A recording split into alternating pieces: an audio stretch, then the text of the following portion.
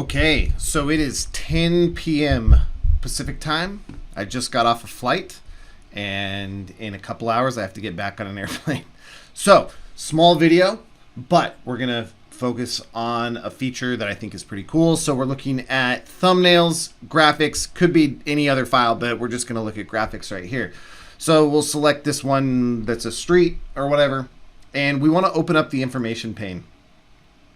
Inside of the information pane is information about the file that you've selected. So in this case, it's a graphic, so we see graphic related stuff, including map stuff, etc.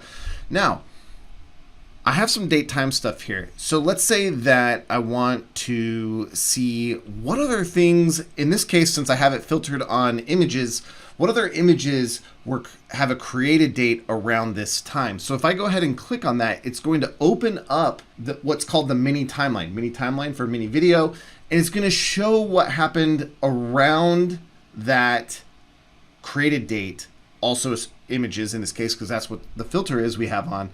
And why might we do this? In this case, created date probably doesn't refer to when the photo was snapped, but when it was moved or copied or whatever to this specific partition. And so now we can get an idea of what other images in this case might have been copied from an iOS device or whatever to this partition around the same time. But the point here is that we can select a file, in this case an image, but it can be any file, select a date from the information pane, and it'll pop out the mini timeline, and you can scroll up and down seeing what else happened on that date. All right. So like I said, I'm in between flights, so mini video for the mini timeline, but really powerful feature. I think pretty cool. And don't forget that if you do need to pick up FTK, you can from our website now at store.xdero.com.